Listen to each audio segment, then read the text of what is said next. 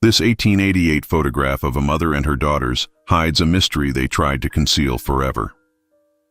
The photograph arrived at the Boston Historical Society in a worn manila envelope, unmarked except for a faded postal stamp from 1952. Inside, protected by tissue paper that crumbled at the edges, lay a sepia-toned portrait. A mother and her two daughters, frozen in time from 1888. The image showed three women dressed in their finest clothes, seated in a photographer's studio with painted backdrops of pastoral scenes behind them. Their faces were solemn, as was customary for the era, their hands folded neatly in their laps. Dr. Sarah Mitchell, a restoration specialist who had spent 15 years breathing new life into forgotten photographs, held the image up to the light streaming through her office window. The paper was brittle, the corners dog-eared from decades of handling. Someone had cherished this photograph once, she thought, noting how carefully it had been preserved despite its age. Another mystery for the collection, she murmured to herself, placing it gently on her workstation. The Society had recently acquired new software capable of colorizing and enhancing historical photographs with remarkable accuracy. Sarah had been eager to test its capabilities on their older acquisitions, and this anonymous portrait seemed like the perfect candidate. She carefully positioned the photograph under her scanner, adjusting the settings to capture every detail, every crack in the aging emulsion, every subtle gradation of tone. As the scan completed, Sarah transferred the file to her computer and opened the colorization program. She'd done this hundreds of times before, watching black and white images transform into living color, seeing the past rendered in hues that made history feel immediate and real. Red bricks, blue skies, the warm brown of wooden furniture, green leaves on painted backdrops. She selected the automated enhancement option first, letting the algorithm analyze the image and suggest improvements. The progress bar crawled across her screen. Outside, the sounds of Boston traffic hummed distantly. Car horns, the rumble of the subway beneath the street, the chatter of pedestrians on their lunch breaks. Sarah sipped her coffee, now cold, and waited. When the enhanced image appeared on her screen, she leaned forward instinctively. The colors were stunning, the mother's dark blue dress, the daughter's cream-colored blouses, the subtle pink in their cheeks. But something else had emerged too. Something the original photograph had hidden in shadow and sepia. On the eldest daughter's wrist, barely visible but unmistakably present, was a mark. Sarah's hand froze on her mouse as she stared at the screen. She zoomed in, her heart beating faster with each click. The mark was small, perhaps an inch in diameter, located just above the eldest daughter's left wrist, where her sleeve had pulled back slightly. In the original sepia photograph, it had been invisible, lost in the uniform brown tones of aged paper and fading ink. But the colorization had revealed it clearly, a circular brand, reddish-brown against pale skin. She'd seen marks like this before, though never on a photograph quite like this one. During her graduate studies, Sarah had researched industrial labor practices in 19th century New England. The textile mills, the factories, the workshops, they had their own brutal systems of organization and control. Some facilities had marked their workers, particularly children, with stamps or brands to track attendance, prevent theft of materials, or identify those bound by exploitative contracts. But this photograph told a different story on its surface. These weren't factory workers posing in grime-stained clothes. The mother wore an elaborate dress with lace details at the collar, likely her finest garment. The daughters were clean, their hair carefully arranged, their posture dignified. Everything about the composition suggested a family of means, or at least a family aspiring to respectability. Sarah pulled out her magnifying loupe and examined the original photograph directly. Even knowing where to look, the mark was nearly impossible to see without the digital enhancement. Whoever had taken this photograph had either been unaware of it or had deliberately positioned the eldest daughter in a way that minimized its visibility. The slight angle of her arm, the careful draping of fabric, it could have been intentional. She reached for her phone and dialed Thomas Chen, the Society's senior archivist. Thomas had an encyclopedic knowledge of Boston's immigrant communities and industrial history. If anyone could help her understand what she was seeing, it would be him. "Thomas, it's Sarah. I need you to come to the restoration lab." "I've found something unusual." 20 minutes later, Thomas stood beside her workstation, his reading glasses perched on his nose as he studied both the original photograph and its colorized version. He was quiet for a long moment, his expression growing more serious. "Do you know what this is?" Sarah asked. Thomas nodded slowly. "I've seen documentation of similar marks. The textile mills in Lawrence and Lowell used them in the 1880s. Some of the smaller factories here in Boston, too." Thomas pulled up a chair beside Sarah's workstation, his fingers already moving across his tablet to access the Historical Society's digital archives. The afternoon light had shifted, casting long shadows across the restoration lab. Outside, clouds gathered over Boston Harbor, promising rain. The marks varied by factory, Thomas explained, pulling up several historical documents. Some used ink stamps that wore off after a few days. Others used metal brands, heated just enough to leave a permanent mark without causing severe burns. They claimed it was for identification purposes, to prevent workers from moving between factories without settling their debts. Sarah felt her stomach tighten. "Debts?" "The contract system," Thomas said, his voice heavy with the weight of history. "Immigrant families, especially those fleeing poverty in Europe, would sign contracts with factory owners. The owners would advance them money for passage, for housing, for food. In return, the workers, including children, would labor until the debt was paid. Except the debt never seemed to get paid. The interest, the fees, the deductions for damaged materials or missed days. It was a system designed to trap people." He zoomed in on a labor report from 1887, pointing to a paragraph that described conditions in Boston's garment district. By the late 1880s, there was growing public awareness of these practices. Journalists were starting to investigate. Labor reformers were organizing. Some factory owners became more careful about hiding evidence. Sarah looked back at the photograph with new understanding. "So this portrait, it wasn't just a family photo?" "Look at their expressions," Thomas said. "Really look." Sarah studied the faces more carefully. The mother's eyes held something beyond the typical Victorian seriousness. There was a hardness there, a determination. The youngest daughter, perhaps 8 years old, looked frightened despite her attempt to sit still.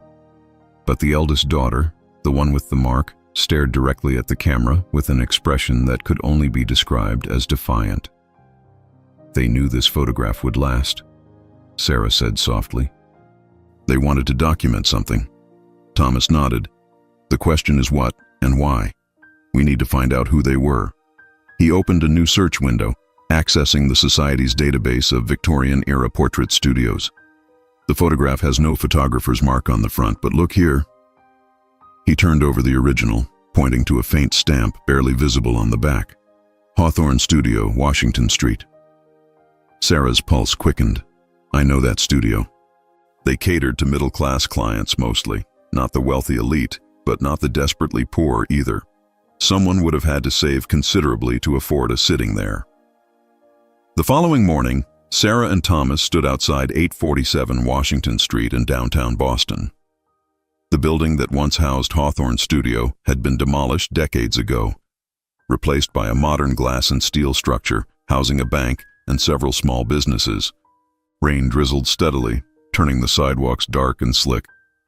The studio operated from 1882 to 1894, Thomas said, consulting his notes on his tablet while huddling under an umbrella. The owner was a man named Robert Hawthorne, a photographer who'd trained in New York before opening his own establishment here. According to city directories, he specialized in family portraits and maintained a reputation for quality work at reasonable prices. Sarah gazed up at where the studio would have stood on the building's second floor. She tried to imagine the mother and daughters climbing those stairs, perhaps on a day much like this one, preparing themselves for a photograph that would outlast them by more than a century. "Did Hawthorne keep records?" she asked. "Client names, dates, anything?" "That's why we're here," Thomas replied, gesturing toward a door beside the bank. "The building may be gone, but the Boston Public Library has a collection of business records from that era. I made some calls yesterday. They have 3 boxes of materials related to Hawthorne Studio, ledgers, correspondence, some glass plate negatives that survived." The library's special collections room smelled of old paper and preservation chemicals. A librarian named Patricia wheeled out a cart containing the Hawthorne studio materials, her movements careful and practiced. She wore white cotton gloves, which she provided to Sarah and Thomas as well. "These haven't been digitized yet," Patricia explained. "You're actually the first researchers to request them in about 5 years. Take your time, but please handle everything with care." The first ledger Thomas opened dated from 1886 to 1889, exactly the period they needed. The entries were handwritten in a precise slanting script. Names, dates, descriptions of services rendered, prices paid. January 1888, February, March. Thomas's finger traced down the pages, looking for any entry from later that year that might match their photograph. Sarah, meanwhile, examined a box of correspondence. Letters from clients requesting appointments, notes about payment arrangements, a few complaints about delayed deliveries. Then, near the bottom of the stack, she found something different. A letter written on cheap paper, the ink faded but still legible. "Thomas," she said quietly, "look at this." The letter was dated September 15th, 1888. It read, "Mr. Hawthorne, I am writing to request your services for a portrait sitting. I understand your rates and am prepared to pay in full. It is most urgent that this photograph be taken before the month's end. I have 3 subjects, myself and my 2 daughters. Please respond at your earliest convenience. A concerned mother." Thomas leaned over Sarah's shoulder, reading the letter carefully. "No signature," he noted. "Just a concerned mother. But look at the postmark." Sarah held the envelope up to the light. The stamp was partially smudged, but she could make out enough. September 16th, 1888, Boston. The return address, written in the same careful hand as the letter, read, A. Kowalski, 14 Salem Street. "Salem Street," Thomas repeated, already pulling up a map on his tablet. "That's in the North End. In 1888, that area was predominantly immigrant housing. Polish, Irish, Italian families. The apartments were crowded, the buildings old even then." Sarah felt a surge of energy. They had a name now, or at least part of one. A. Kowalski. She turned back to the ledger, searching for any entry that matched. Thomas helped, both of them scanning pages with renewed focus. "Here," Thomas said, his finger stopping on an entry from September 28, 1888. "Portrait sitting, 3 subjects. A. Kowalski, paid in full, $2.50. $2.50. Sarah knew from her research that such an amount would have represented weeks of savings for a factory worker. This wasn't a casual expense. This was sacrifice, deliberate and meaningful. "We need to find out more about Anna Kowalski," Sarah said, already making notes. "Census records, immigration documents, anything that can tell us who she was and what happened to her family." Back at the Historical Society that afternoon, they accessed the 1890 census records, the closest available to 1888. The census taker's handwriting was difficult to decipher, the ink spotted with age, but eventually they found the entry. Anna Kowalski, age 34, birthplace Poland, occupation seamstress. Living with her were 2 daughters, Helena, age 15, and Maria, age 9. "Seamstress," Thomas said, "but look at this notation." He pointed to a mark beside Anna's occupation. It says Lowell Mills, contract worker. Sarah's chest tightened. The Lowell Mills were notorious in labor history. Built in the early 19th century as model factories, by the 1880s they had become symbols of exploitation, particularly of immigrant women and children who worked 14-hour days in deafening, dangerous conditions. "So Anna worked in Lowell, but she lived in Boston," Sarah said. "That's a long commute even now. In 1888, it would have meant taking a train, probably leaving before dawn and returning after dark. Unless she worked in one of the satellite operations," Thomas suggested. The Lowell Mills had contracting arrangements with smaller factories throughout Boston. They'd send materials out to be finished by piece workers. Anna might have been doing garment work at home or in a local workshop. Sarah thought of the photograph again, the mother's determined expression, the eldest daughter's defiance. Helena would have been 15 in 1888, old enough to work alongside her mother, old enough to bear a mark on her wrist. Sarah spent the next 2 days buried in newspaper archives, searching for any mention of Anna Kowalski or the Lowell Mills in 1888. The Boston Globe, the Boston Herald, smaller publications. She scanned hundreds of pages, her eyes burning from the microfilm reader's bright light. On the third day, she found it. The Boston Herald, October 12, 1888, page 4. A small article, easily overlooked. Local woman testifies against mill contractor Anna Kowalski, a seamstress employed through the Lowell Mills contracting system, provided testimony yesterday before the Massachusetts Labor Commission regarding conditions in workshops operated by Mr. Edward Brennan of Atlantic Avenue, Mrs.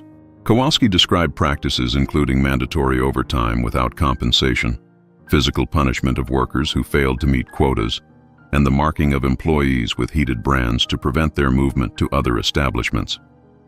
Mrs. Kowalski's testimony was corroborated by her eldest daughter, Helena, age 15, who bore visible marks on her wrist from such branding. The commission has indicated it will investigate Mr. Brennan's operations further. Sarah's hands trembled as she printed the article. This was it.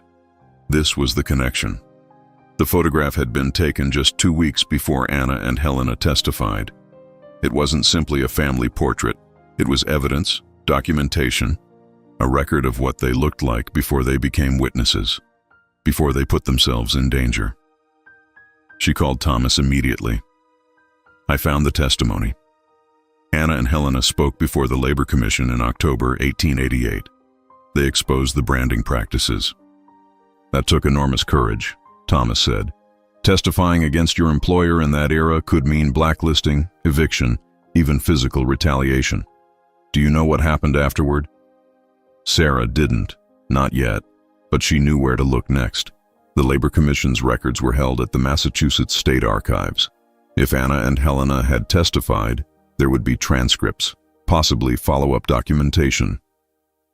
The archives were housed in a modern facility in Dorchester.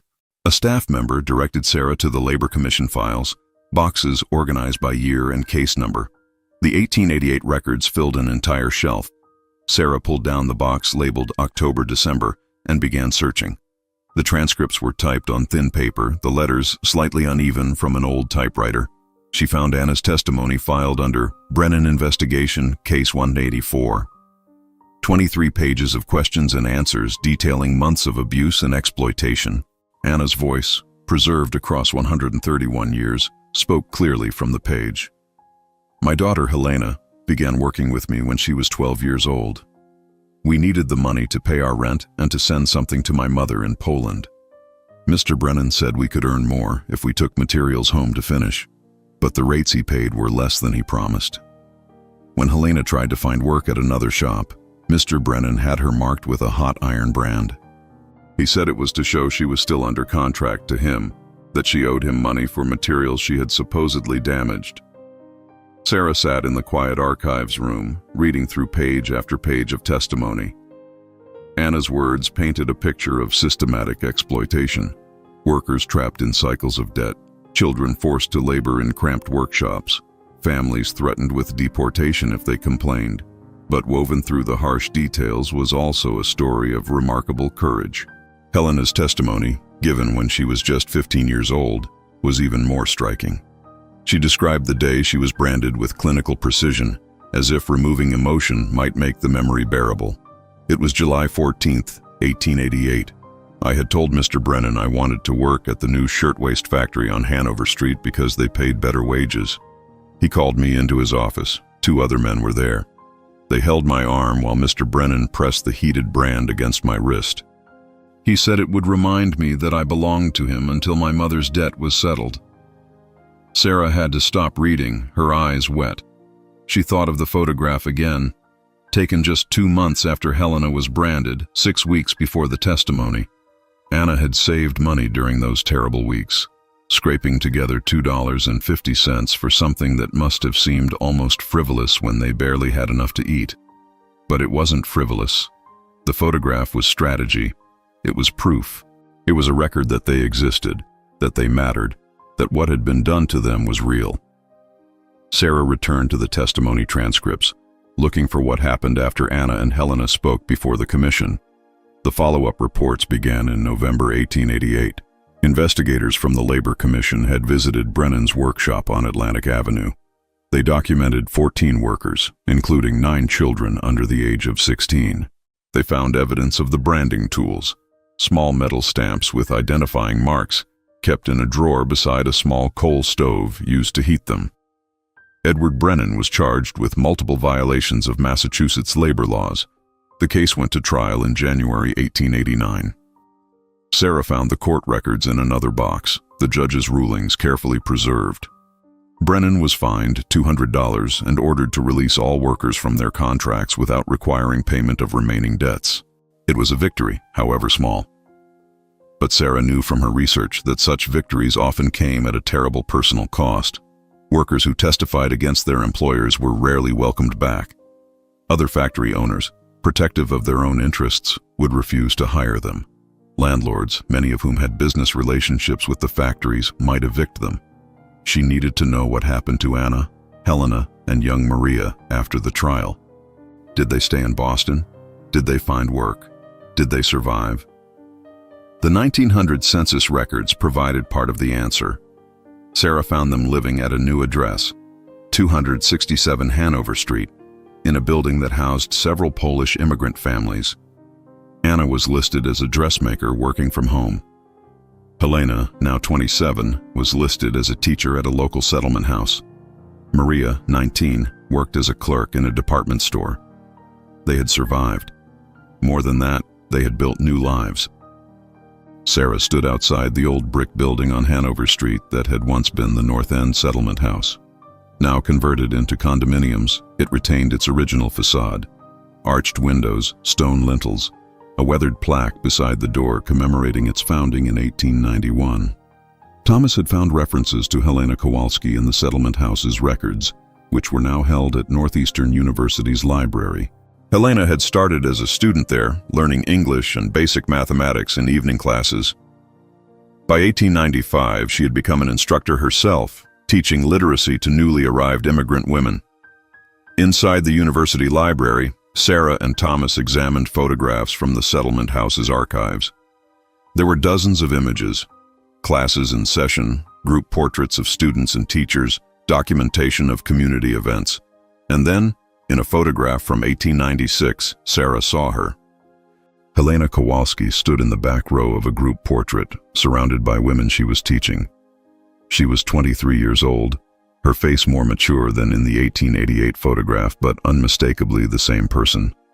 Her expression held the same quiet defiance Sarah had noticed before, but now there was something else too: pride, purpose, a hard-won confidence. Helena's wrist, where the brand had been, was hidden beneath a long-sleeved blouse. She made a life for herself. Thomas said softly. Despite everything, she found a way to help others. Sarah discovered more as she dug deeper into the settlement house records. Helena had been instrumental in establishing a support network for women escaping exploitative labor contracts. She spoke at labor rallies, wrote letters to newspapers, and provided testimony for several more Labor Commission investigations throughout the 1890s.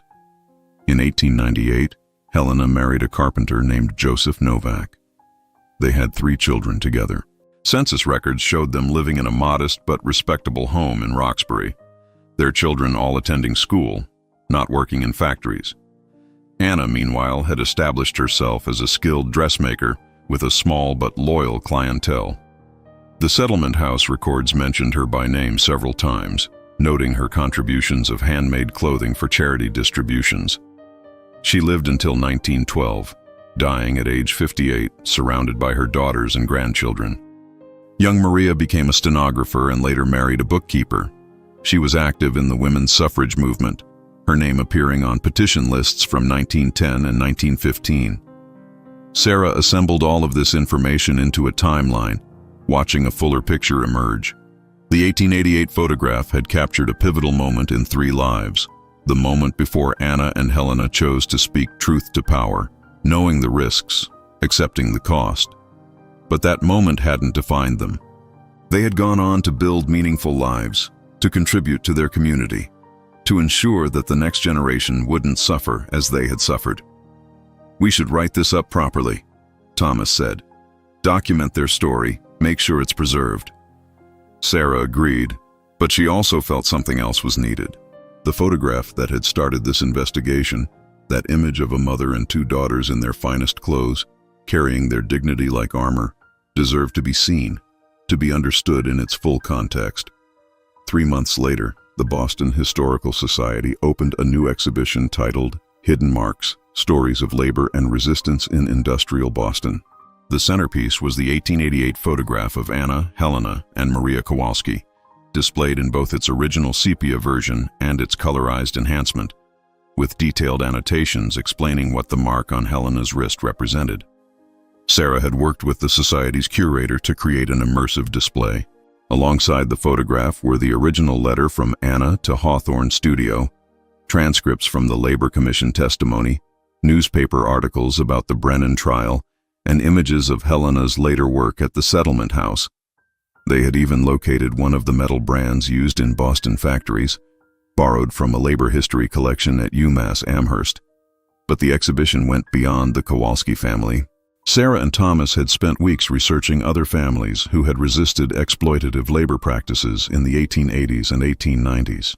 The walls displayed dozens of photographs, each with its own story of courage and resistance. Factory workers who organized the first successful strikes, immigrants who testified despite threats of deportation, children who spoke publicly about the conditions they endured. On opening night, the gallery was packed. Labor historians, community activists, descendants of immigrant families, students, journalists, all came to see these forgotten stories brought into the light. Sarah stood near the Kowalski photograph, watching people's reactions as they leaned close to examine Helena's wrist, reading the wall text that explained what the small circular mark meant. An elderly woman approached Sarah, introducing herself as Catherine Novak. "Helena was my great-grandmother," she said, her voice thick with emotion. "I never knew about the brand, about what she went through. My grandmother never spoke of it, but she always said that Helena was the strongest woman she'd ever known." Sarah showed Catherine the other materials they'd found: Helena's work at the settlement house, her marriage certificate, photographs from later years. Catherine wept as she looked at images of her great-grandmother she'd never seen before. "Thank you for finding this," Catherine said. "Thank you for making sure people know what they did, what they survived." Over the following weeks, the exhibition attracted steady crowds. Local news stations covered it. The Boston Globe ran a feature article. Teachers brought their students to learn about labor history through personal stories rather than abstract facts. Descendants of other families featured in the exhibition came forward with additional photographs, letters, and documents they had kept in attics and basements, not knowing their historical value. Sarah gave several talks at the Society, explaining how the colorization technology had revealed Helena's mark and sparked the investigation. But she always emphasized that the technology was just a tool. What mattered was the choice to look carefully, to ask questions, to pursue the human stories behind historical artifacts. 6 months after the exhibition opened, Sarah received an unexpected package in the mail. Inside was a small wooden box, carefully wrapped in tissue paper. A note accompanied it, written in shaky handwriting. "Dear Dr. Mitchell, my name is Thomas Novak, Catherine's son and Helena's great-great-grandson. After seeing the exhibition, I searched through my grandmother's belongings and found this. I think it belongs with the other materials at the Historical Society." Sarah opened the box carefully. Inside, nested in faded velvet, was a small silver locket. She opened it with trembling fingers. On one side was a tiny photograph: Anna, Helena, and Maria, the same image from 1888, carefully cut down and preserved. On the other side was an inscription, engraved in delicate script: September 28, 1888. We will not be forgotten. Sarah sat at her desk for a long moment, holding the locket, feeling the weight of its meaning. Anna had carried this, keeping that photograph close to her heart. She had it made after the original portrait was taken, before the testimony, before the trial.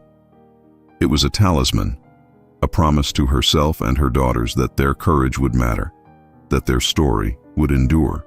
The locket became part of the exhibition, displayed beside the larger photograph. Its addition seemed to complete something, to bring the story full circle. Visitors often lingered longest at this case, reading the inscription, understanding that these weren't just historical figures, but real women who had loved, feared, hoped, and persevered. Sarah continued her work at the Historical Society, but the Kowalski investigation had changed her approach. She looked at every photograph with new attention now, wondering what marks might be hidden, what stories might be waiting to be uncovered. She trained her eye not just for aesthetic beauty or historical importance, but for the small, telling details that revealed human struggle and resilience. The colorization technology continued to improve, becoming more sophisticated in its ability to reveal hidden information.